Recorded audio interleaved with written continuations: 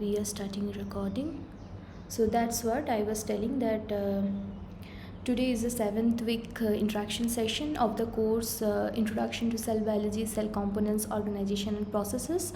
I'm Ananya Chatterjee, a PhD student in ISC Bangalore, and this course is being taught by Professor Shikha from ISC. So as you know that week 8's contents are also uploaded. Feel free to go over those lectures uploaded in the portal of Nptel and SWAYAM. So you guys can raise your question in discussion forum. Also can let us know in this interaction sessions, so that we will get back to you with the correct explanations and help you in figuring out some if you have any problem. So as you know, I'm recording each and every sessions and uploading in the YouTube channel of NPTEL Cell Biology. The link I have already shared in the mail of discussion forum today. You can go through if you have missed any sessions, so you can always go through those recordings also. I have uploaded those presentation slides of every week. So feel free to ask if you have any questions and so on. So in this interaction sessions we discuss about the assignments which you are provided, and we try to solve questions with you. Okay, so I hope my voice is clearly audible and visible. Okay, so the first question of week 7 was, pick the correct statement about senescence. So the option 1 was, senescent cells remain irreversibly arrested at G0 phase. Senescence is an active cellular death process, occurs only due to infection. Chromosome fragmentation and cell shrinkage are main characteristics, all of the above. So what do you feel? What would be the answer for this question? You have already submitted, I guess, the assignment. What do you feel? You can just type in the comment section.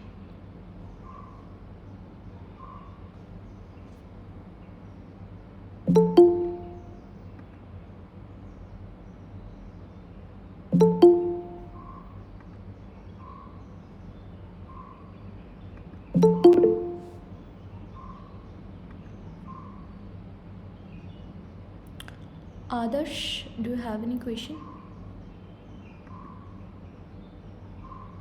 No, ma'am. Okay.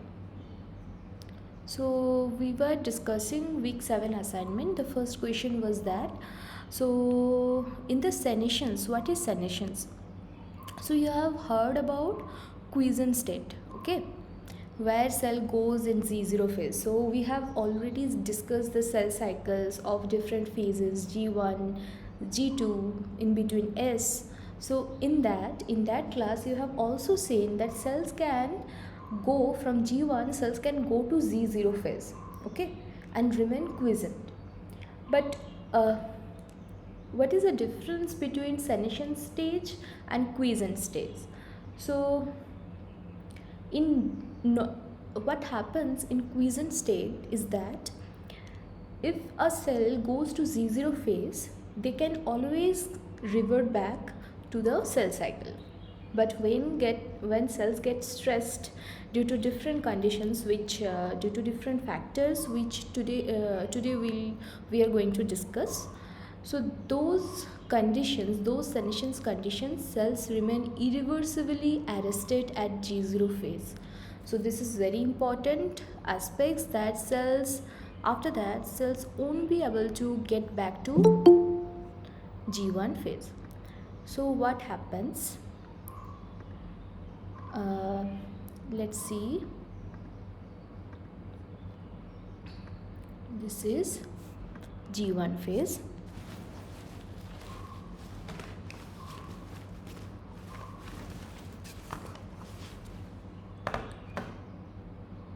From that we will go to S phase.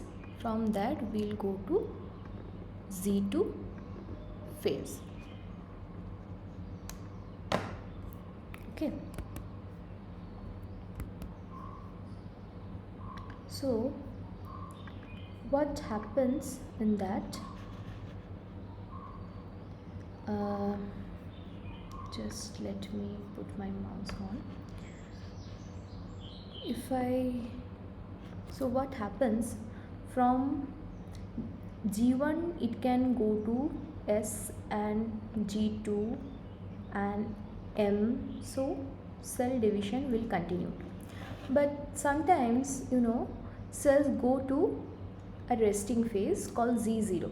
Okay, so this can be, in this condition cells can always come back to S phase again when they have favorable condition. But when cells get senescence, there, in that case, that thing will be irreversible. That is, from Z0 cells won't be able to come to S phase or won't be able to come to cell cycle. So this is one condition of cell senescence. Answer will be 1. The next question. The next question is, which of the following is not a hallmark for aging? So aging, when do we do age, what happens are, due to different factors, our cells are becoming stressed due to telomere attrition, due to other factors. All organelles are getting aged, so there are some hallmarks for aging also. So we do age because our cell organelles, cells, they are aging. Okay, those different dysregulations are happening. So they have put, so there is a paper where they have talked about hallmark of aging, which I am going to discuss in 2 to 3 slides. So here they have given some options like telomere attrition, mitochondrial dysfunction, stem cell exhaustion, and low ROS. So what do you feel? What would not be a hallmark of aging? So if you think about telomere attrition, this is correct. This is hallmark of aging. What happens into that? So suppose this is your chromosome. Okay, this is centromere. So telomere is at the end of chromosome. So you have seen in those DNA replication classes, every time telomere, this part of telomere gets shrinked. Okay. So if it happens at the time, after a very long time, that those telomeres will get shrinked. Okay. So this is a region of aging, because your chromosomes are getting degraded. Your chromosomes are getting attrited.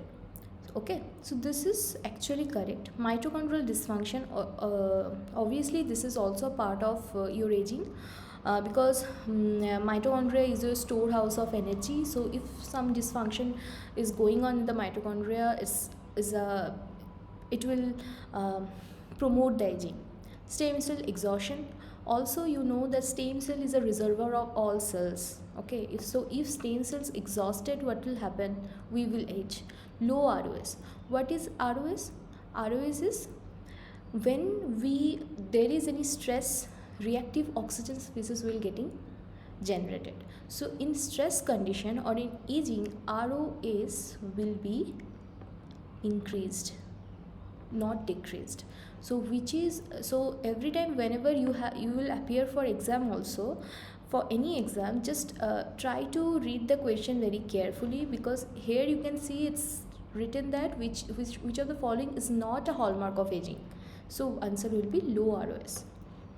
Now the next question is, pick the correct statement about the mTOR nutrient sensing pathway.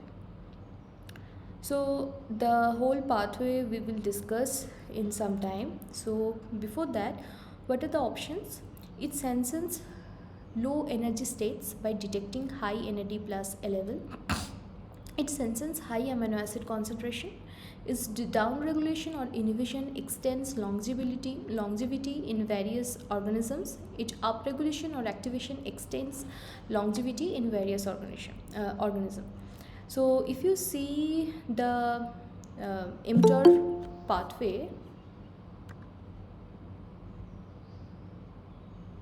so if you see the mTOR signaling pathway, you will see that those mTOR signaling pathway gets activated by or gets sensed by high amino acid concentration, and if those pathway get down regulated, then it extends the longevity in various organisms. Okay.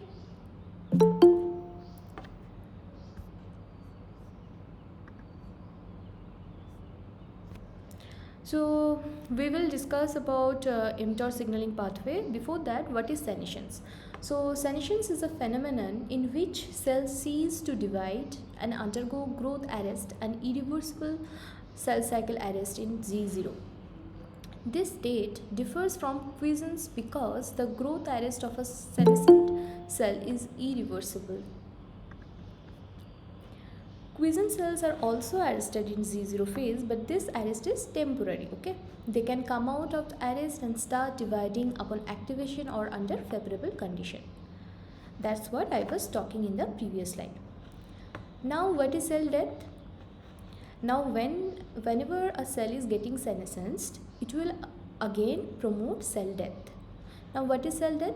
Loss of cells associated with aging or other reasons. Cells can die when they are damaged or infected or during the normal course of development. This can occur via programmed cell death, a series of intracellular events by which cells destroy itself and is removed. So whenever a cell is getting affected or getting stressed, if our body can remove those cells or can make the cells out of our body, so what will happen? This will be good for the cellular environment or cellular microenvironment. So those kind of cell death is called programmed cell death, where a series of intracellular events occurs by which cells destroy itself and it's removed. Now, what is apoptosis? Apoptosis, an active cellular death process characterized by distinct changes such as, so you have to remember and you have to understand those changes. Whatever the changes is going to happen in apoptosis. So the question which is important is that what is the difference of apoptosis and necrosis? Okay, what are the processes that differs between apoptosis and necrosis? This is very important question. So an active cellular death process characterized by distinct changes such as chromatin fragmentation. What happens, inside a cell there is genome or nucleus. There we have seen that chromatins are there. So what is happening? Chromatins will get degraded or fragmented. Cells will shrink. Cell fragmentation into apoptotic bodies, small apoptotic bodies. So these are what happened after that? Those will be cleared by phagocytic cells that engulf apoptotic bodies without eliciting spillage of cell contents and inflammation. So in this case, what is important is that the cell content different thing, right? When a phagocytic cells will phagocytose it will make sure that whatever is present inside cell will not get spillage, right? Will not get out of the cell. If it happens, if it will get out of the cells, other different signaling molecule like cells will come and then other inflammation will may take place. So that's why it is avoided. Now what happens in necrosis? In response to acute injury or lack of blood supply, cells can die by necrosis that involves swelling or bursting of the cells. Now, what is the difference of necrosis and apoptosis? The main difference is that in necrosis, cells are burst out. All the cellular content will come out, which then trigger an inflammatory response. So, if the question is asked that whether inflammatory response will be taken place in the case of apoptosis, what will be the answer? No. Only during necrosis there will be inflammatory response. Now the next question is, which of the following is a proto-oncogene? What is proto-oncogene? Suppose this is your chromosome. This is a chromosome. Here there is a gene. Now you will call it's a proto-oncogene if it's now silent. It's not silence. It's not doing any function because it's not active. Now any different condition, UV radiation or something, when those gene will get activate, then they will be called as oncogene. So before it's getting activated, the state is called proto-oncogene. So whether it is RB, retinoblastoma gene, whether it's P53 or BRCA1 or c-MYC. So in some later slides we'll see that c-MYC is a proto-oncogene, because from c-MYC, when it form MYC, it will promote cancer. Now the next question is, in C. elegans, which of the following active proteins would prevent apoptosis? So we will see in next slide, set 9. Okay, so what happens when there is some pathways which promote apoptosis? This SAID9 protein will prevent it. Now the next question, pick the correct statement about cancer cells. Abnormal unrestrained proliferation, this is correct. Invasion of surrounding normal tissue, this is also correct. Cancer cells have somatic mutations, this is also correct. So all of the above will be the answer. Now next question is, which of the following disease is a consequence of too little apoptosis? So we will again discuss in our next slides. So what will be the answer when there is too little apoptosis? This can lead to autoimmune disease. Which of the following proteins can physically go to mitochondria and promote the release of cytochrome C? Answer will be BAX and BAC. So you guys have to remember these names, okay? This BCL2 families, this BAX, this, there is a chart which I have also provided in my slide. You should understand and remember that. Among the following proteins, which protein inhibits apoptosis? So the answer will be BCL2 and BCLXL, okay? So we will start discussing about week 7 contents in detail. So what are hallmarks of aging? You can see aging is getting elevated. So what are the hallmarks? It can be genomic instability. So you have everything is happening because of our chromosome, right? If our DNA is healthy, then there will be good transcription, then there will be translation. So the hallmarks of aging is can be genomic instability. If your genome is getting unstable or instable, this can lead to aging or cell death. Telomere attrition, this is telomeres part. Whenever these telomeres are getting shortened, this can also lead to aging. Epigenetic alterations, so you know epigenetic modification, what happens in epigenetic modification? So your chromosomes can get methylated or acetylated or something like that. So if any epigenetic alteration happens that is not favorable with the replication or transcription of or with your cells, so that can lead to aging. That can lead to change in any gene transcription or replication. So that way the aging can happen. Loss of proteostasis, okay? So if your proteins, so whenever our protein gets aggregated or something like that, those proteins are actually normal mechanism is you have to degrade those proteins. But if those proteins getting accumulated in your cells, then the proteostasis will get hampered. So this can also lead to aging. Deregulated nutrient sensing, mitochondrial dysfunction, cellular senescence, stem cell exhaustion, altered intracellular communication. These all are important factors to promote aging. Now there is another addition to that is cellular enlargement. If a cell is now getting enlarged with the enlarged than the threshold value, this can also promote aging. Okay. So this is senescence. And you know, if cells are getting senescence or getting aged, the person will also face aging.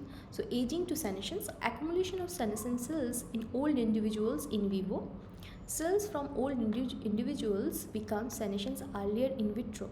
The question is that cells from old individuals become senescent earlier in vitro. And senescence to aging: senescence of stem cells or progenitor compartments drive tissue aging. Genetic experiments in mice show senescence is detrimental to healthy aging. Okay.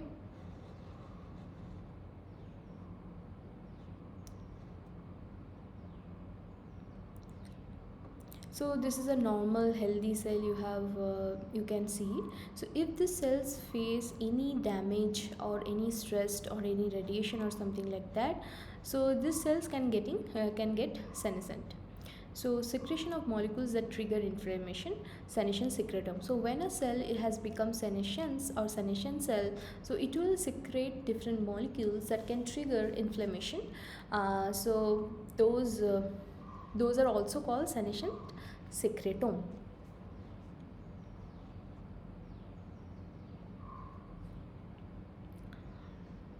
Okay, so now we have to understand that whether these cell senescence are beneficial or detrimental.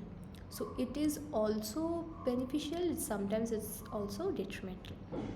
So when it's beneficial, um, suppose we need to do tissue repair. Okay, so in that case, during tissue homeostasis or wound healing, so different factors are there that can promote this tissue repair.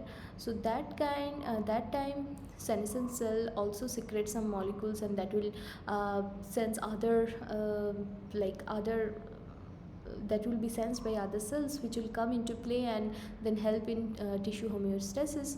Also immune recruitment: senescence clearance, tumor suppression. So suppose a cell is senescence because of any pathogen attack or any suppose it's now it has become tumor cells. So those substances will sensed by different interleukins, and they will come into play. They will then activate other those interleukins will then activate other cells like macrophage and other immune cells, and that will come and then try to suppress those tumor.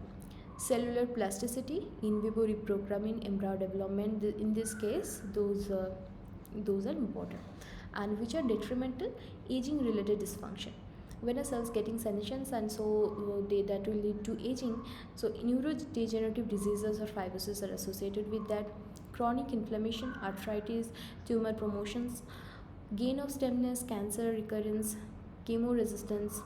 So these are the all detrimental part of cell senescence. So this is a healthy cell, and those healthy cells, when they're becoming senescent cells, so you can see mitochondrial dysfunction is there, DNA damage has been occurred, senescence associated secretide phenotype will be secreted, increased lysosomal content. So these are all phenotypes of senescent cells. So if you are asked that what are the phenotypes of a senescent cells, or what are the reasons of senescent cells, so the answer will be that your mitochondrial function can get deregulated. There can be damage in DNA. Senescence, so this is a phenotype that senescent cells secretes some secretory molecules, increased lysosomal content, then histone tail modifications, histone variants. So histone tail modifications, these are part of basically epigenetic modification. Global DNA hypomethylation, this is also epigenetic modification. Histone variants can get changed, as in the previous classes we were discussing about histone shuffling. When DNA getting replicated, those histones also shuffle. So due to some histone variants, there can lead to cell senescence. Now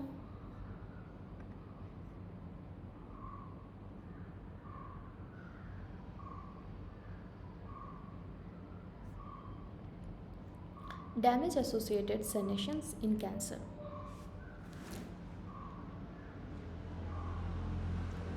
So this is a senescent cell. DNA damage induced senescence can be happened. ROS.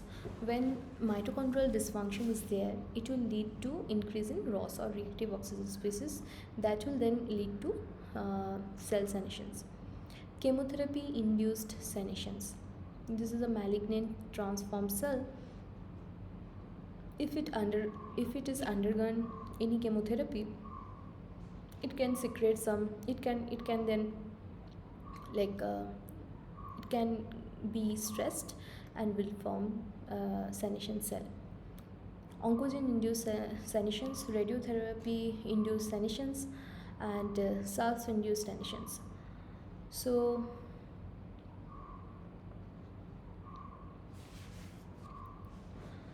in the hallmarks of aging, there is also a part where we were talking about aging by deregulated nutrient sensing. Okay, so what is happening in that case? Those signaling pathway like insulin or IGF-1 like signaling will activate some others factors like RAS, PIP3, TOR or something. Then those will eventually uh, regulate or dysregulate other and like other molecules like PKA, NF kappa beta or FOXO. So in this case, what is happening that that is also nutrient level is also associated with energy level. So energy levels mean when NAD plus or NADH ratio is higher and ADP or ATP ratio is higher. So this eventually promote the signal to sirtuins, and this will eventually activate LKB1, AMPK like that. So what is happening? DNA repair, autophagy, detoxification, neurotrophic hormones is increased in this case, and in this case what is happening? Apoptosis, senescence, glycolysis, pro-inflammatory cytosines are decreased. So caloric restriction operates through multiple signaling pathways to exert anti-aging effects. Okay, so these are some pro-apoptotic and anti-apoptotic BCL2 families. So where you can see, so this growth factor withdrawal, DNA damage, stress, other stimuli will activate this, and this will again promote apoptosis or may prevent some will some BCL2 family will prevent. So BCL-XL and BCL2 will prevent, and BAX and BAC will help in releasing cytochrome C from mitochondria. Okay, so when cytochrome C will be released, those will be sensed by APAV1 with Caspase-9, and then that Caspase-9 will activate other caspases and will lead to apoptosis. So in C. elegans,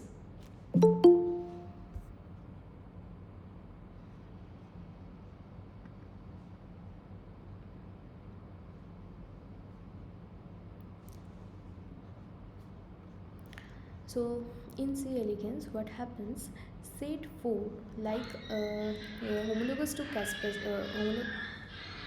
homologous to proteins of mammalian cells, also some BCL2 family protein. So what happens in there when so in the previous slide you can see, so here in that case some proteins are promoting the apoptosis and some protein are not promoting. So in this case also SAD9, which is also a homolog protein of mammalian cell, anti-apoptotic protein, so those protein can inhibit this apoptosis. Okay, and the last question was pick the correct statement regarding caspase-3. Causes DNA fragmentation by activating DNase, dephosphorylate myosin regulatory light chain, activated by ROC1 kinase. Activated caspase-3 leads to membrane cleaving. So what happens? Caspase-3 will promote chromatin condensation and DNA fragmentation. Caspase-3 will promote membrane bleeding, cytoskeletal changes. Okay, and other caspases will help in phagocytosis. So what is the mechanism? Caspase-3 will, this is caspase activated DNase, CAD, and this is ICAD. So caspase-3, what will happen? It will break down those ICADs from CAD, and then DNA, and those CAD will then promote DNA fragmentation because it is a DNase.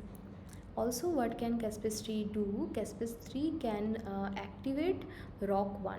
What is ROC1? ROC1 is row activated serine threonine kinase. So what is the function of that?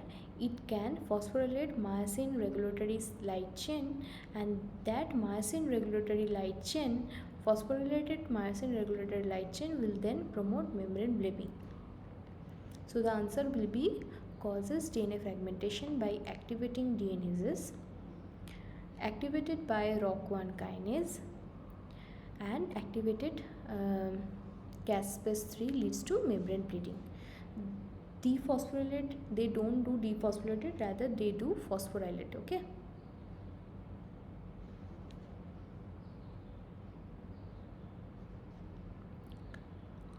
so again, healthy cell and senescent cells, different, like mitochondrial dysfunction, epigenetic alteration, loss of proteostasis, DNA damage accumulation, telomere erosion. These things are happening inside those senescent cells. So this is our aged stem cells. So we will discuss about what is happening inside aged stem cells.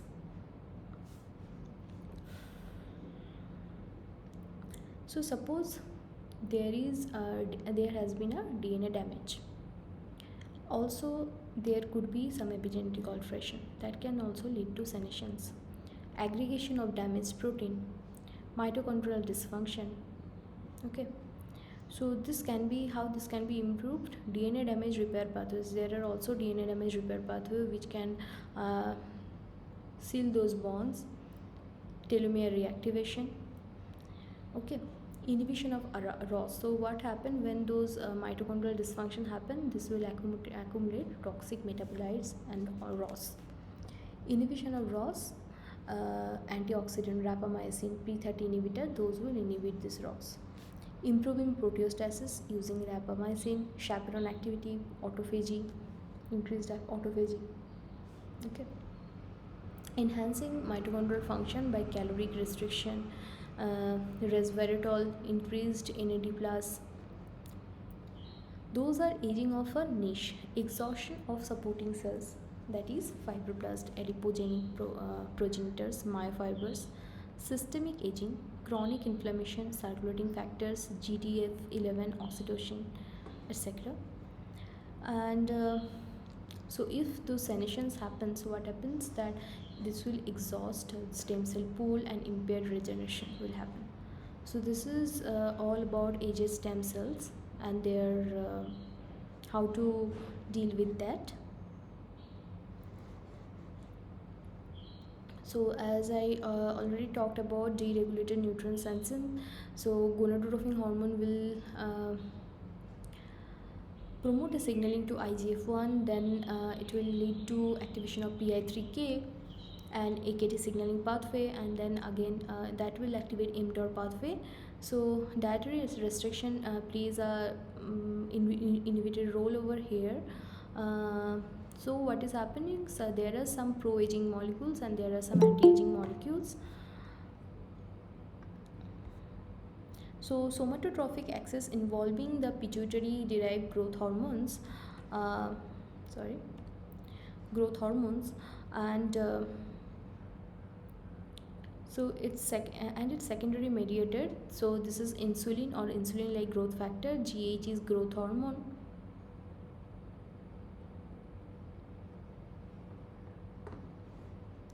So plays a role, and its relationship to dietary restriction and aging. So all those molecules, growth hormone, IGF, PI3K, AKT, and mTOR, are pro-aging molecules. Are anti-aging molecules are AMPK, START1, PGC, those green color. FOXO, P10, those are anti-aging. So there are 4 known nutrient sensing pathway. One is IIS. IGF-1 is produced in response to growth hormone by cells for glucose sensing. Okay. So growth hormone, GH is growth hormone. GH is growth hormone. The IIS, insulin or insulin-like growth factor 1 signaling. What is the full form of IIS? Insulin or insulin-like growth factor 1 signaling pathway is conserved aging controlling pathway. IGF-1 binds to IGF-1 receptor, and its multiple targets include the FOXO. FOXO full form is fork head box protein O family of transcription factors, and mTOR. mTOR means mechanistic target of rapamycin complexes via the PI3K and AKT kinases. So you can see in this thing, this growth hormone will activate IGF-1, IGF-1 will then activate PI3K, then AKT, and so on. Now what is mTOR pathway? mTOR pathway senses high amino acid concentration. mTOR kinase is a part of two multiprotein complexes, mTOR C1 and mTOR C2, that regulate anabolic metabolism. Its downregulation or inhibition by rapamycin extends longevity in various organisms. Okay. AMPK senses low energy states by detecting high AMP levels. AMPK activation has many effects on metabolism, shards of mTOR C1. SIRTUINs senses low energy states by detecting high NAD plus levels. So high NAD plus levels are sensed by SIRTUINs, and high AMP levels, high AMP means there is low energy, is sensed by AMPK.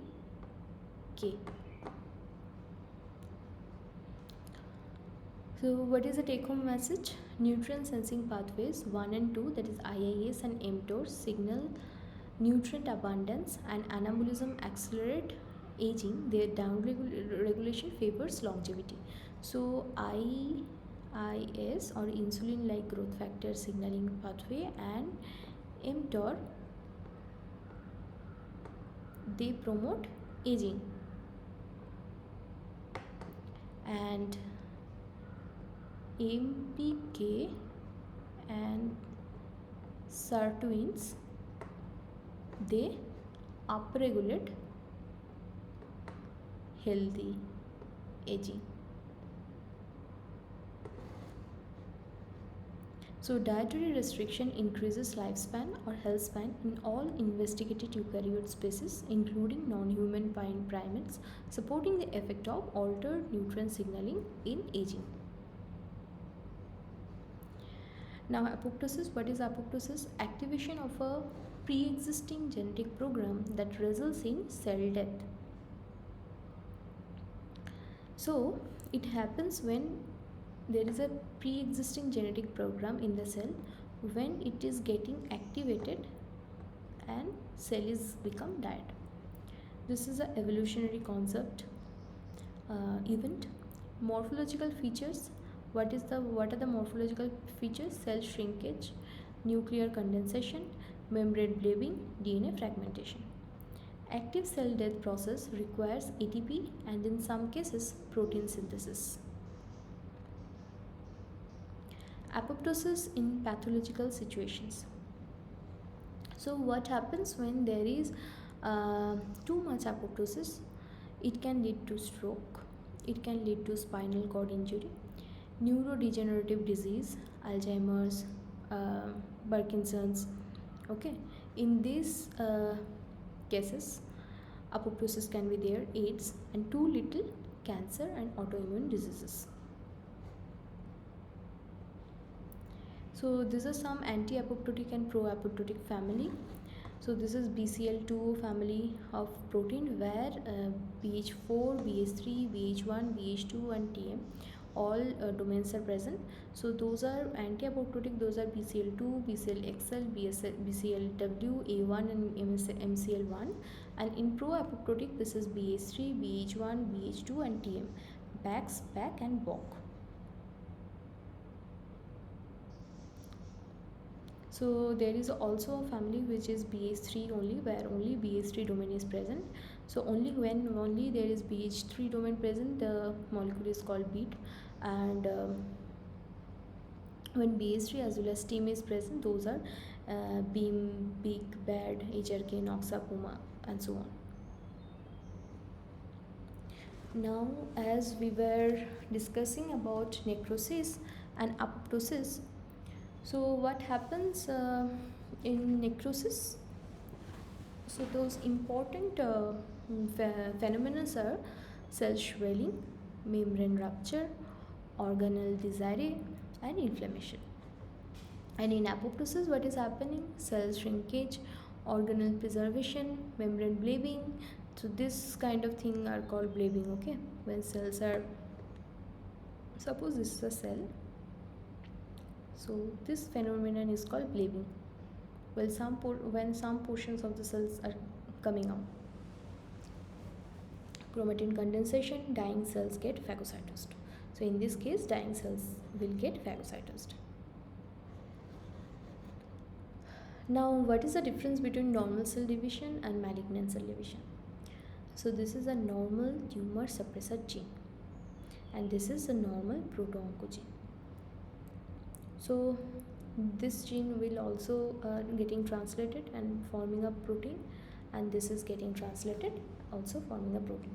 So here when the cell cycle is under control, so this will act oppositely, right? That is example of P53 and CMYC. This will act automatically, so cell cycle will be under control, so normal cell will be produced.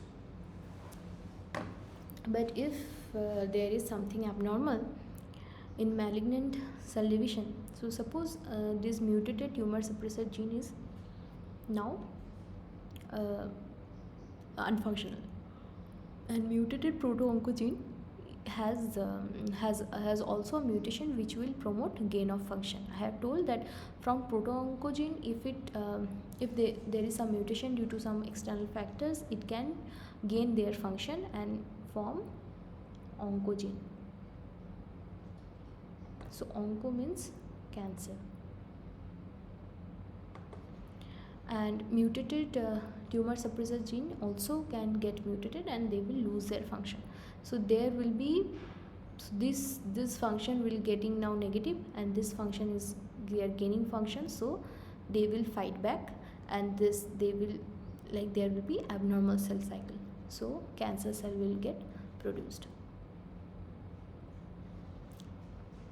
So some genes, some cancer critical genes, proto-oncogenes, that is gain of function mutation produces an activated or overexpressed version that is a dominant transforming oncogene.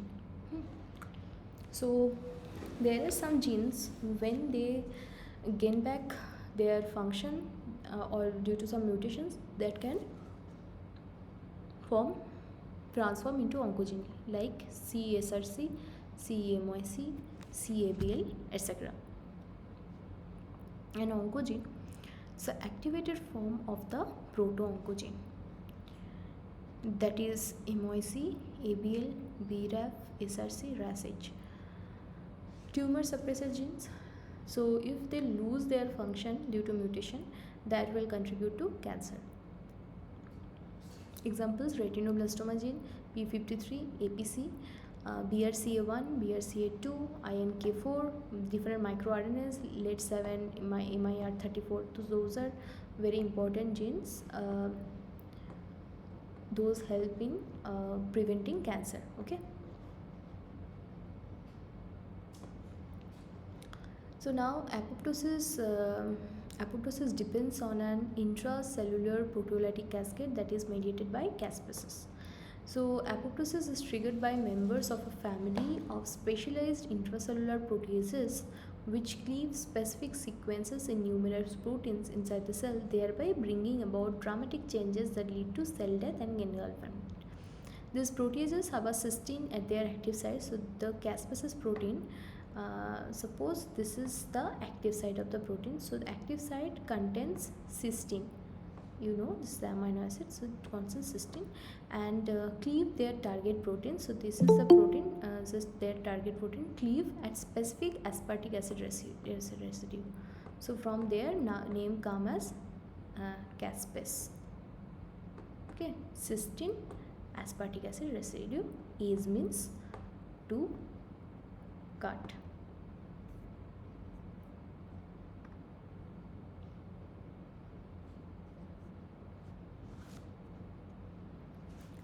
So Caspases are synthesized in the cell as inactive precursors and are activated only during apoptosis. So there are two major classes of apoptotic caspases: initiator caspase and executioner caspase. So initiator caspase and executioner caspase. So those caspases will activate executioner caspase. So then they will execute their function. So initiator caspases, as the name implies, begin the apoptotic process. So they also normally active as inactive soluble monomers in the cytosol. An apoptotic signal triggers the assembly of large protein platforms that bring multiple initiator caspases together into large complexes. Within these complexes, pairs of caspases associate to form dimers, resulting in protease activation. Each caspase in the dimer then cleaves its partner at a specific site in the protease domain, which stabilizes the active complex and is required for the proper function of the enzyme in the cell. The major function of the initiator caspase is to activate executioner caspases. These normally exist as inactivate dimer when they are cleaved by an initiator caspase at a site in the protease domain. The active site is rearranged from an inactive to an active conformation. One initiator caspase complex can activate many executioner caspases, resulting in an amplifying proteolytic cascade. Once activated, executional caspases catalyze the widespread protein cleavage events that kill the cell. So pictorial description we'll discuss in some time. So here you can see these are two distinct forms of cell death. Okay, so what is the difference you can see here? So this is one, this is another one. If you don't see, what is the difference? Can anyone tell? If consider both as same thing and consider this as different thing. So can you tell what are the difference?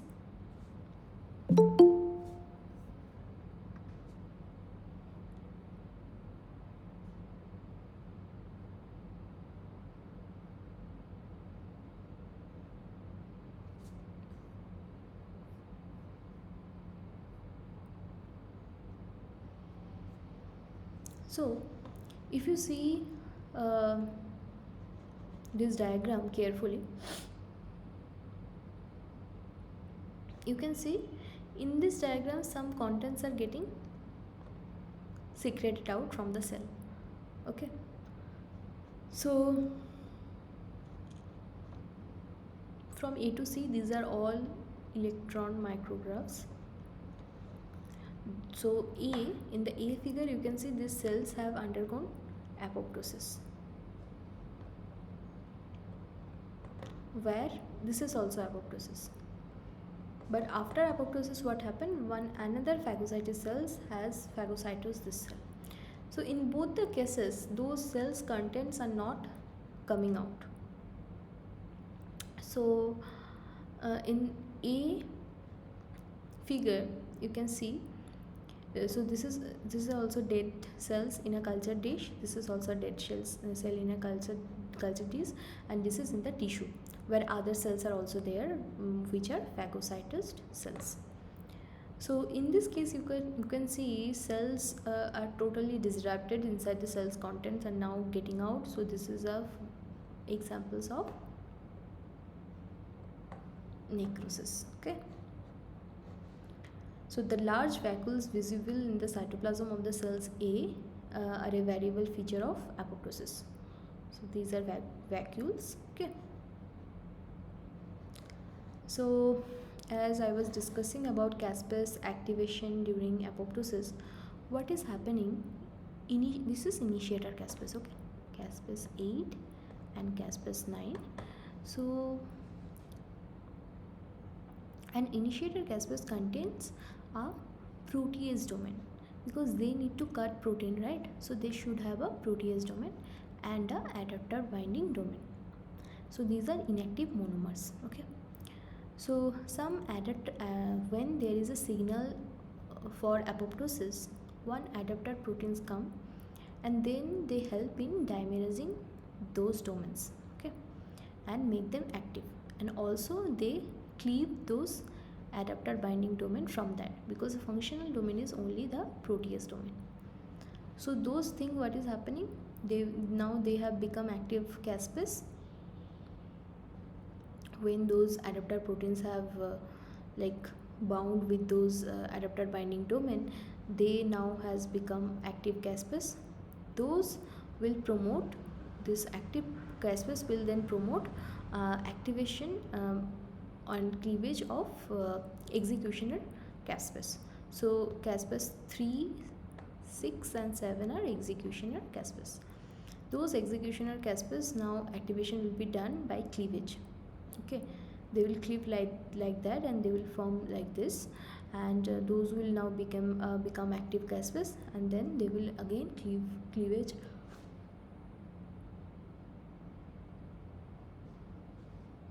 do cleavage of multiple substrates and will lead to apoptosis.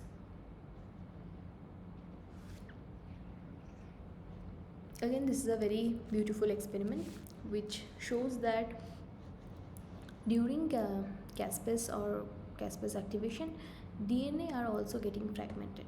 So what is happening? This is the executioner caspase. So this is caspase activating DNAs, and now it is inactive because ICAD is now getting bound to it. When executional caspase will help in degrading this ICAD, this will now become active CAD. Okay, so active CAD will cut and or chop up DNA fragments.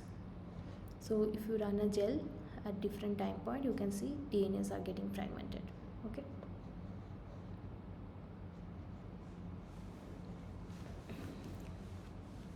Now this is the extrinsic pathway of apoptosis activated through fast death receptors. So you can see this is the killer lymphocyte, they have fast ligand, and this is the target cell. So target cell will expose fast death receptor. Okay, and when those fast ligand will bound with that, there is some other molecules which is FADD adapter protein. They have death domain, and also they have death effector domain. Okay, they will getting bound with that and form a DISC complex. So along with that, caspase 8 will also get bound. Okay, because caspase 8 has death effector domain. So assembly of DISC will happen, that will again activate and cleavage of caspase 8. So those complex will activate caspase 8, then caspase 8 will be activated, and activation of executioner caspase, and then the cell will get apoptosis. So trimeric fast ligands on the surface of macrophages or lymphocytes interact with trimeric fast receptors on the surface.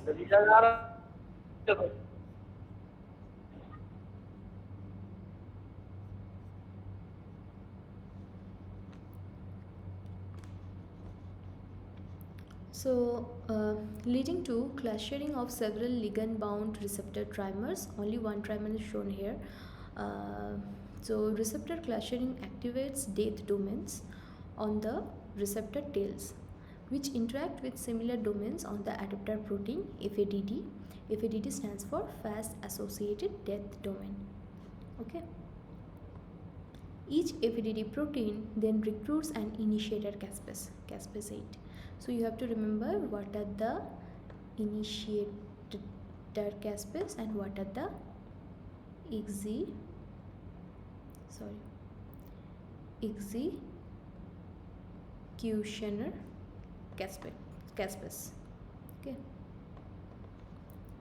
so forming a death inducing signaling complex. So DISC means which will induce death. Okay, D for death, they induce it as it is a signaling complex. C for complex. Okay, so within the DISC, two adjacent initiator caspus interact and cleave one another to form activated caspus. And then after that, what is happened? Which then cleaves itself in the region linking the protease to the death effector domain, then stabilizes and release the active caspus dimer into the cytosol. Okay, where they activates other executional caspus and then again lead to apoptosis.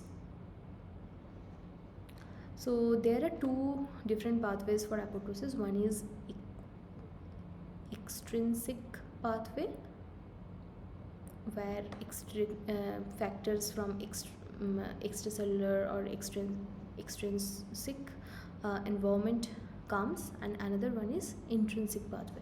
So extrinsic pathway, where Fas ligand will interact with Fas death receptor, which will then recruit FADD and other caspases like that. Okay, and in intrinsic pathway, what happens? Here, intracellular apoptotic stimuli. So their stimuli comes from intracellular. Okay, so intracellular apoptotic stimuli cause mitochondria to release cytochrome C. You have seen back, they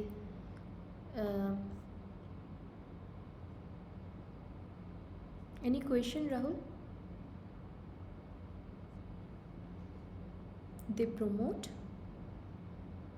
cytochrome C release. Okay, so what is happening? Which interacts with APF1. So then 7 activated APF1, 7 activated APF1 proteins form a large ring. So this is 7 APF1 form a large ring called apoptosome. Each APF1 protein contains a caspus recruitment domain or card domain, CAD domain, this blue colored, and these are clusters above the central hub of the apoptosome. Each APF1 protein contains a caspus activating domain, and these are clustered here. So these cards bind similar domains. Okay, these cards will bind similar domains in multiple caspus 9. Here I can see here card will get bound and recruit caspus 9, and then those activation of caspus 9 happens, which cleaves and thereby activates other executioner caspus. So now here caspus cascade leading to apoptosis. So this is an intrinsic pathway where cytochrome C is promoting the pathway release of cytochrome C, and you have to remember in the extrinsic pathway Fas ligand is interaction with the Fas ligand with the Fas death receptor is promoting the extrinsic pathway. So as we were discussing, there are 3 important classes of BCL2 family proteins. BH3 domain is the only BH domain shared by all BCL2 family. So what is the concept domain is BH3. This is very important. There's only BH3 is concept. It mediates the direct interaction between pro-apoptotic and anti-apoptotic family members. So anti-apoptotic family members are BCL2, BCLXL. Pro-apoptotic effector BCL2 family are BAX-PAC. So BAX-PAC actually pro-apoptotic because they release cytochrome C from mitochondria.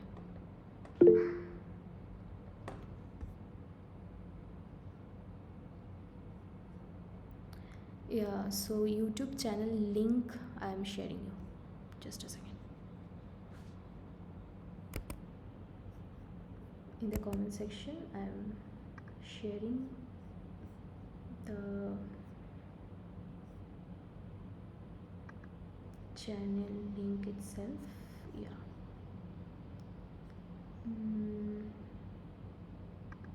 Copying it. So this is one video uploaded in the channel. You can visit other videos also in that particular channel. Basically NPTEL cell biology.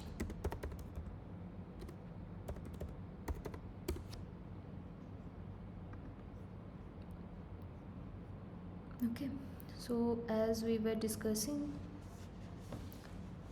pro-apoptotic effector BCL2 are backs and back. Pro-apoptotic BH3 only protein are BAD, BEAM, etc. So the role of pro-apoptotic effector BCL2 family proteins, mainly backs and back, in the release of mitochondrial cytochrome C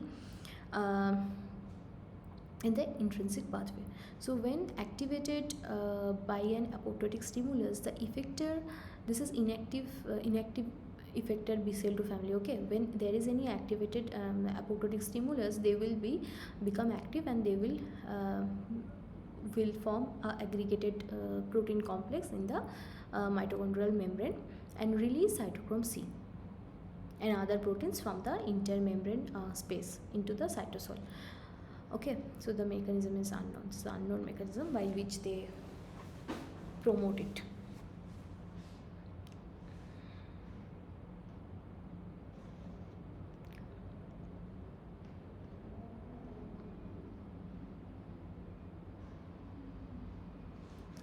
So how a pro-apoptotic BH3 only and anti-apoptotic BCL2 family proteins regulate the intrinsic pathway of apoptosis. So in this case, you can see inactive intrinsic pathway, active anti-apoptotic BCL2 family protein. So those are anti-apoptotic BCL2 family proteins. So they prevent those aggregation of effector BCL2 family protein, which are basically pro-apoptotic. Okay, so they inhibit their aggregation. So by that time cytochrome C won't be able to come out. Okay, but in the presence of some apoptotic stimulus, those activated BH3 only protein, those are actually pro-apoptotic, so they will inhibit those anti-apoptotic BCL2 family protein, and also they activate these BCL2 family effector proteins, which are also pro-apoptotic. So then they will get aggregated in the mitochondrial cell membrane, and then those cytochrome C and intermembrane proteins will get out of the cell. And if it's asked that how they are interacting, those pro-apoptotic and anti-apoptotic, using which domain, the answer will be using BH3 domain. Okay, as this is the only common domain between them. So there are three ways that extracellular survival factors can inhibit apoptosis. So whenever apoptosis is going to happen, cell will also try, or different survival factors will also try to inhibit those apoptosis. So what are those? Increased production of anti-apoptotic BCL2 family protein. Okay, so this is the survival factor, activated receptor. This will activate transcription regulation of BCL2 family protein, which are anti-apoptotic, and if the number is very high, they will then block the apoptosis. Inactivation of pro-apoptotic BH3 only protein. So if there will be any inactivation of those BCL2 protein, like this is active BAD, okay, and this is inactive BCL2. So what is happening?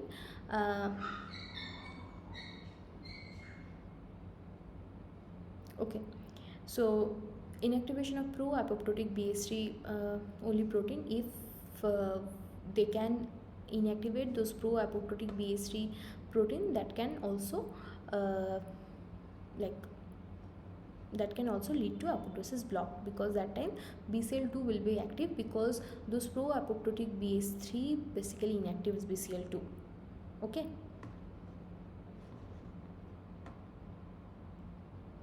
So this active AKT kinase actually phosphorylate or make inactive those bad proteins. Bad means this is a protein which is pro-apoptotic BH3 only protein. Okay. Inactivation of anti-IAPs. So what happens in Drosophila, some survival factors inhibit apoptosis by stimulating the phosphorylation of the anti-IAP protein, also called heat. When not phosphorylate, it's remain active, and it promotes cell death by inhibiting IAPs. Okay. So if it's phosphorylate, it won't be able to it won't be able to inhibit IAPs. So what happens, which becomes active and block apoptosis. So examples are MAP kinase, mitosin activated protein kinase.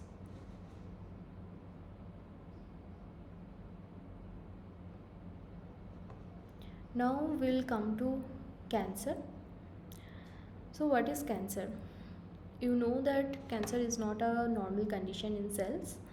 So whenever a cell, there is some factors associated with cell cycles. There is some regulation. Cell can't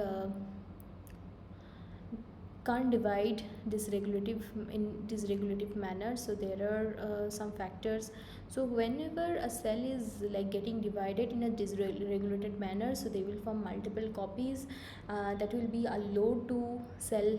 That will be a load to the cell environment. So that feature is called cancer. Suppose this is a normal cell, and some chemical initiation, maybe cigarette smoking, and so on, it will lead to DNA damage. Okay. So a cell is now cell's DNA is now damaged, so it has become affected cell.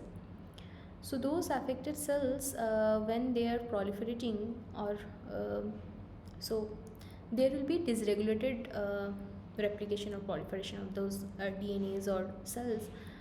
This is forming a precancer cells.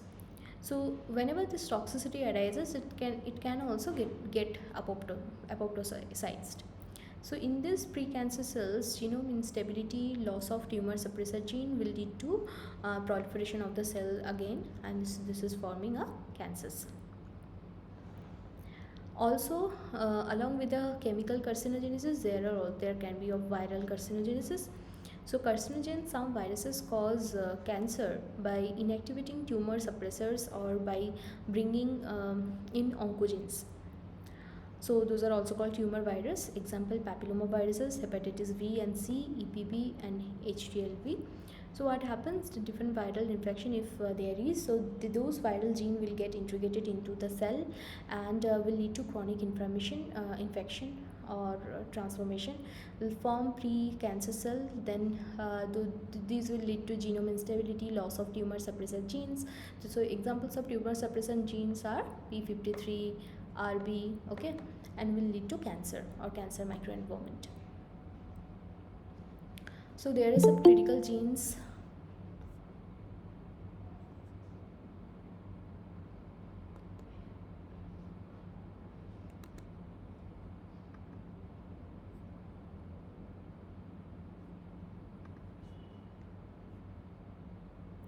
So there are some critical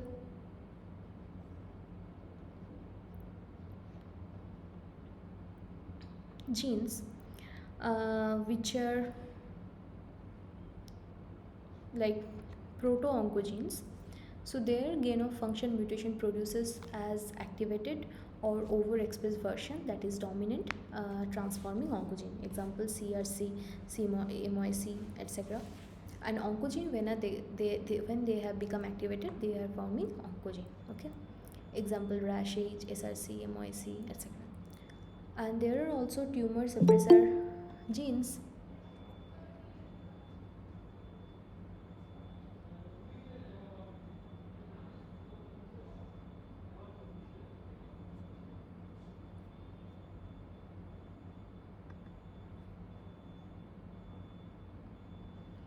tumor suppressor genes, their loss of function mutation contributes to cancer or recessive. Those are retinoblastoma, P53, APC, BRCA1, BRCA2, INK4, etc. Now, as I was telling, deregulation of cell cycle can lead to cancer. Okay, so cyclin D is a critical target of growth factor signaling.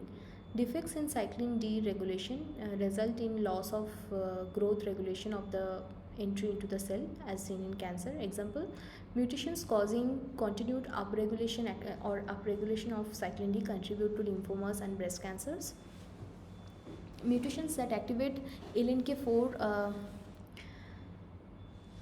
cyclin inhibitory kinase that bind and inhibit CDK4 and CDK6, the G1 cyclins, are also common in human cancer.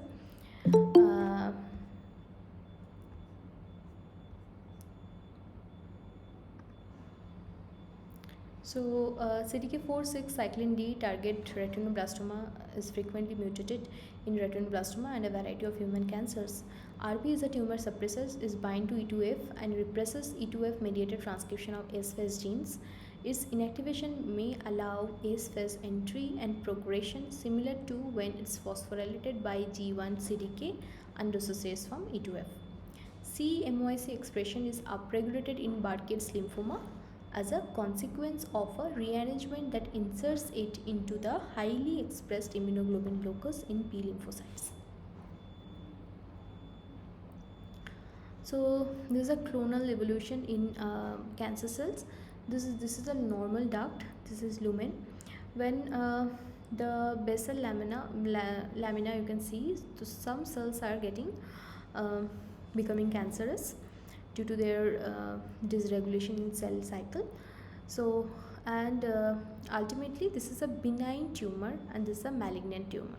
So now what is the difference benign versus malignant? So a benign glandular tumor remains inside the basal lamina itself. So the rate of cell division has been increased, but those are not malignant. Those are not getting out of those lamina and going to other places. Okay, so and marks the boundary of the normal structure.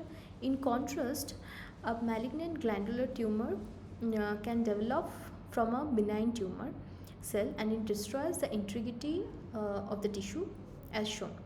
There are many different forms that such tumors may take. So in clonal evolution, in the schematic diagram you can see a tumor develops through repeated rounds of mutations and proliferation, giving rise eventually to a clone of fully malignant cancerous cell. So here you can see this is the epithelial cells growing on basal lamina, accidental production of a mutant cell. So there is a, by accident there is a production of one mutant cells. Now from that cell are getting proliferated and now there are another mutation in another cell. So cell in that cell, so cell now with two mutations, and now the cell is getting mutated thrice. So now those cells are becoming dangerous proliferating cells. So you can see proliferation of each clone hastens the occurrence of the next step of tumor progression by increasing the size of the cell population that is at risk of undergoing an additional mutation. The final step depicted here is invasion through the basement membrane, an initial step in metastasis. In reality, there are more than the 3 steps shown here, and a combination of genetic and epigenetic changes are involved, not shown here in the fact that over time a variety of competing subclones will often arise in a tumor. Okay, as this heterogeneity complicates cancer therapies also. This is contact inhibited monolayer of normal cells in tissue culture dish.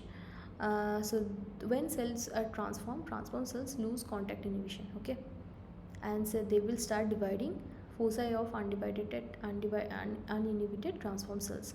You can see cells are now transformed and they are like dividing crazy. So loss of contact inhibition by cancer cells in cell culture. Most normal cells stop proliferating once they have carpeted the dish with a single layer of cells. Proliferation seems to depend on contact with the dish and to be inhibited by contacts with other cells, a phenomenon also called contact inhibition. But cancer cells, in contrast, usually disregard this restraints and continue to grow. So they basically overgrow. So in contrast, usually they disregard. So this is a schematic diagram you can see. So in light micrographs, a normal cell, and these are transform cells. These are fibroblast cells. Okay. So here another phenomenon of cancer cells is Warburg effect. Warburg effect. So what is this? So the Warburg effect in tumor cells reflects a dramatic change in glucose uptake and sugar metabolism. Cells that are not proliferating will normally, what they will do, will normally oxidize nearly all of the glucose. So during glycolysis, from glucose to they will make pyruvate and some lactate. Okay, and maximum they will undergo oxidative phosphorylation. So net products will be energy, carbon dioxide, and H2.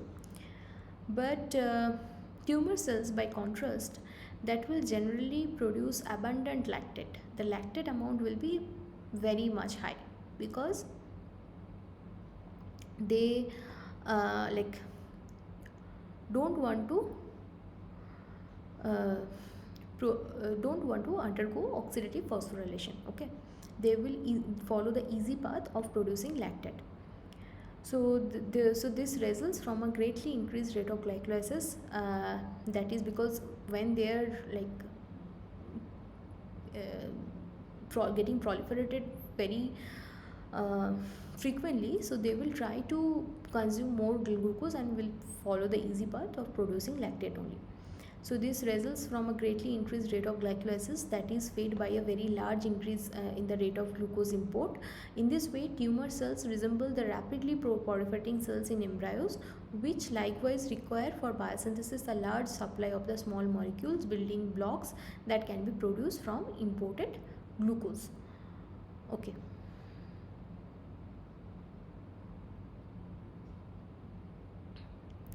So the net product will be energy, building blocks, and NADPH. So this is a normal cell, normal apoptosis, homeostasis. So cell will grow, then some cells will get apoptosized. This is increased cell division, but normal apoptosis, tumor. Normal cell division, but decreased apoptosis, that is also tumor. So there should be a homeostasis maintained between cell division and apoptosis. Okay.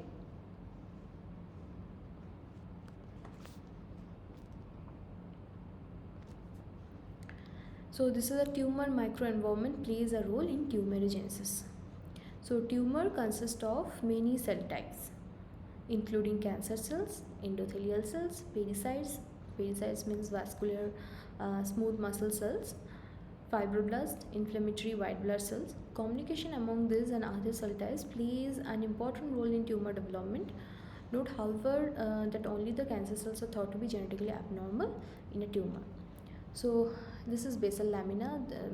This is basal lamina. These are epithelial cells. This is now cancerous cells are getting metastasized or malignant. In cancer microenvironment, what are their precursors? Cancer cells, endothelial cells, okay, pericytes, lymphatic cells, fibroblast, that is extracellular matrix. So fibroblast is there, white blood cells, and so on.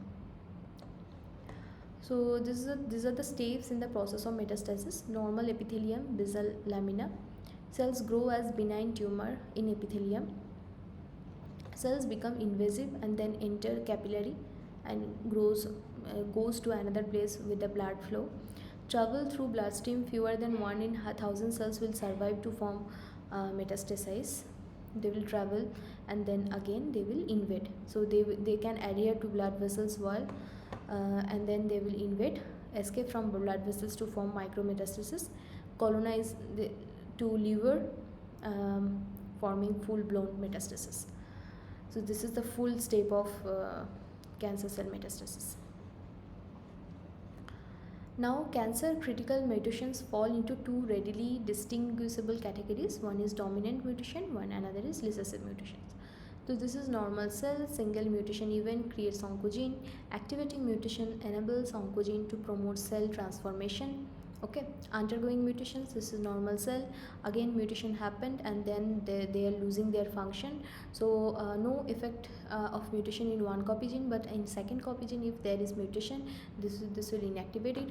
Two inactivating mutations functionally eliminate tumor suppressant gene and promoting cancer transformation. So this is important. Gain of function leads to transform cells, and loss of function of some genes will also lead to transform cells. Okay.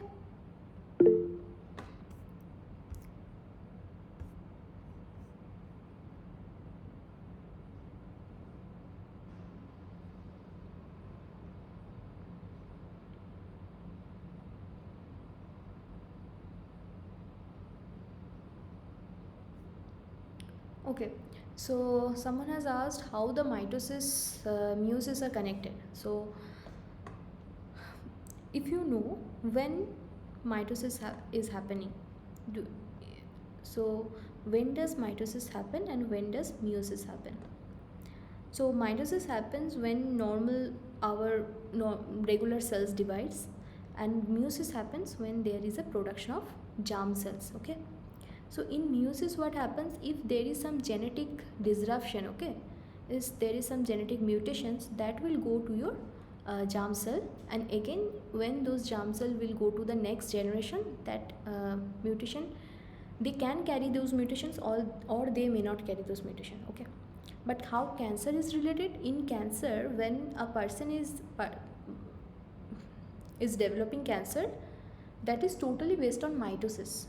Okay, that is, there is no like deal with, there is nothing what is happening in the meiosis, because their germ cells are producing, that is fine, but when their own cells are dividing, that is undergone mitosis, that will then forming metastasized property and go to another place, and then again they are dividing and all. Okay, and meiosis means when they are producing germ cells, okay, those, if they can hold any mutations, that will then deliver to the next generation. I hope it's clear.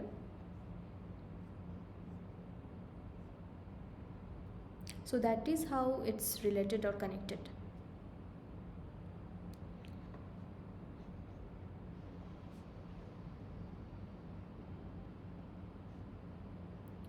So this is a cell.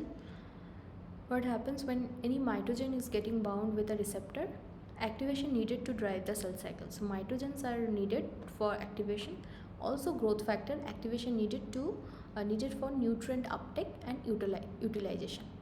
Okay, and this mitogens and growth factor will promote the cell growth and proliferation. Here you can see this is a glucose transporter is getting bound, increased glucose transport, increased glycolysis, increased pyruvate synthesis like in Krebs cycle, and is happening in mitochondria. Excess citrate, what will happen, will come to cytosol, will form acetyl coenzyme and lipid synthesis and membrane biosynthesis required for cell division. What is happening? Active mTOR increase protein synthesis, and those also increase glycolysis and will promote this, increase those glucose transporter, promote this process. So growth factor required for nutrient uptake and utilization also. This is RTK receptor, so active. So those growth factor activates receptor tyrosine kinase. Those again will follow the signaling pathway where they activate PI3 kinase, activate AKT. This will activate mTOR.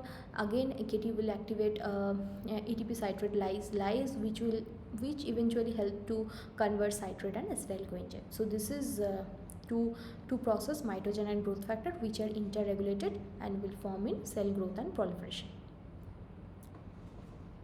So p53 gene is a very important gene because it's a tumor suppressant gene, and loss of function will lead to cancer. So this is a paragraph from Albers. What is stating that mutation in p53 pathway enable cancer cells to survive and proliferate despite stress and DNA damage. So cancer cells must break normal rules, okay, governing cell growth and cell division. That is obvious. Now that is a part of definition of cancer, because they are dysregulating or breaking normal rules of cell division.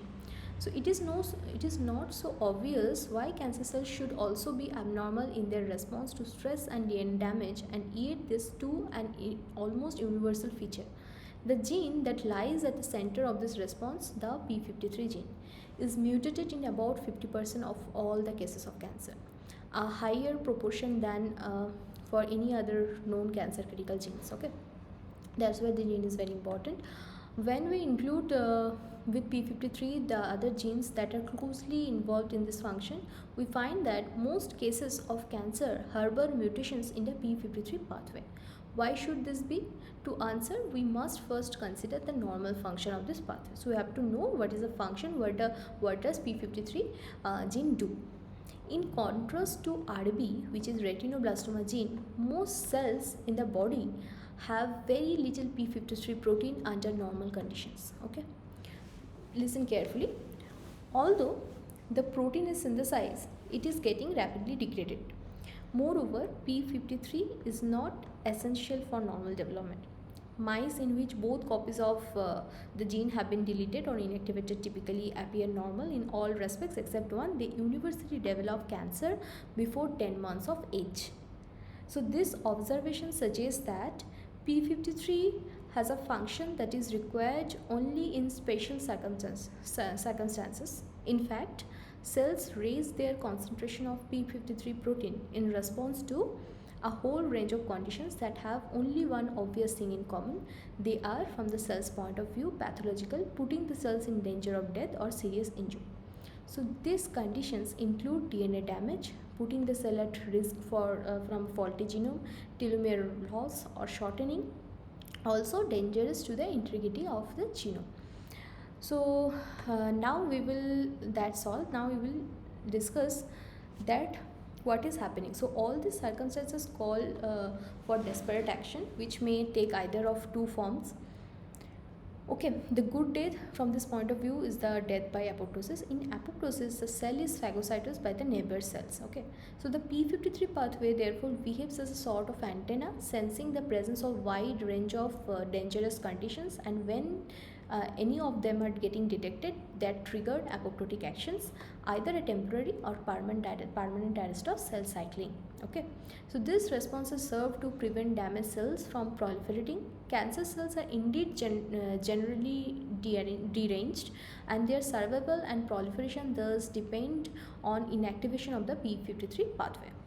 So the p53 protein performs this job mainly by acting as a transcription regulator. Okay, indeed the most common mutations observed in p53 human tumors are its DNA binding domain. Those are transcription regulators, so they should bind with DNA and then will do their function. So if there is some mutation in DNA binding domain, this won't be able to work.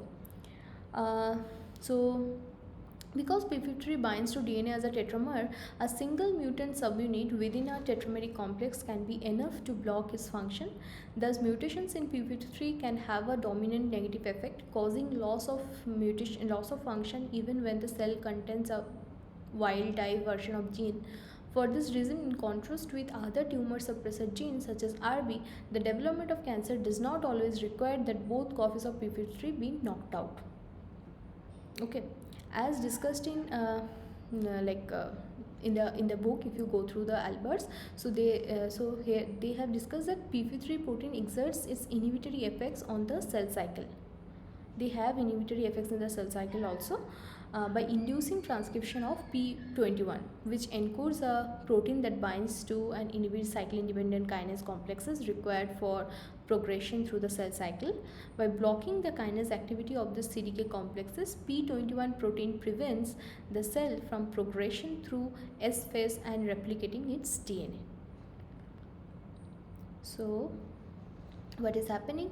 This is a stable active p53 hyperproliferative signals, DNA damage, telomere shortening, hypoxia. This will activate this p53. These all are signals. Then what he will do, or the protein will do, it will perform cell cycle arrest or senescence or apoptosis. So these are mode of actions of p53 tumor suppressor. So this protein is a cellular stress sensor.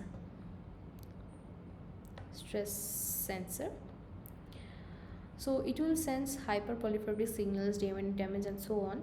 And the level of protein will be higher, and will arrest it can also arrest the cell signal, or it can make the cell senescence or perform apoptosis. And this is again a diagrammatic representation. Suppose there is a DNA damage that will activate some pathway, ATM or ATR. All those pathways will lead to phosphorylate those p53 protein. So those protein will be activated. Then what will happen? That will act as cell cycle arrest, DNA repair, senescence, and apoptosis. Okay.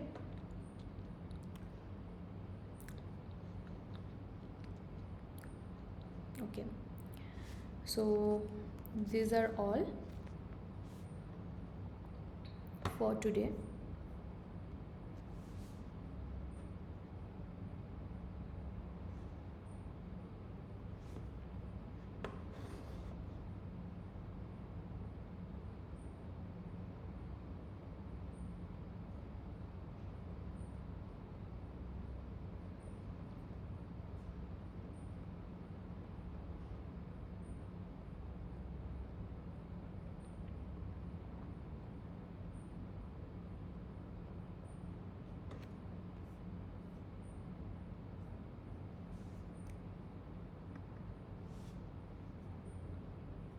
So next class we will be discussing week 8's content, content too. So next Tuesday again 6 to 8 p.m. we will meet. If you have any doubt from week 1 to week 7, you can let me know.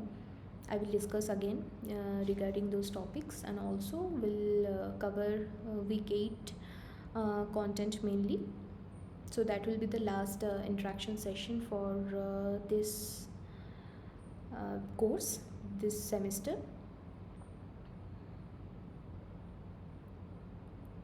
So if you have any other doubts, you can let me know. I think Ricky, your doubt is resolved now. And also I have uploaded the YouTube channel links here. You can copy now, because after I close this Google Meet link, that link will also be gone. So you can copy the YouTube link from here.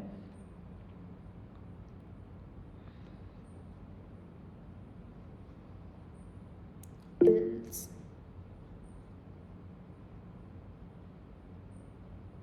okay, if you have any doubt, you can just put a message in the discussion forum, or you can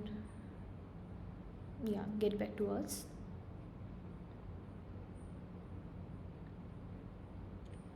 So basically during mitosis, during the cell cycles, there are different regulators which will determine when should cell cycle stop. Okay. So but when those CDKs or those regulators are getting hampered by any other factors, so then cancer arises. Okay, so it's associated with mitosis like that, because mitosis is a regulated pathway which will help in cell proliferation. So in the cancer, mitosis is happening, cell proliferation and cell division is happening, but in a dysregulated manner. Okay, so this is the point. Okay, I will reshare the link again.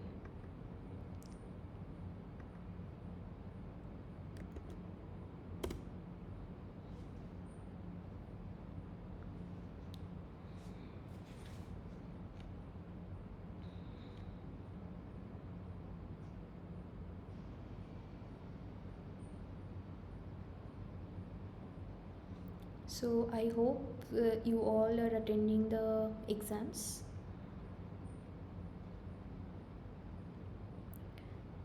So next class we'll discuss on week 8 content, and if you have any doubt till date you can let us know. We'll happily discuss with you. And all the best for your examination. Do well, uh, study well. Let us know if anyhow we can help you. That's all for today. Thank you all for attending the sessions. Bye bye.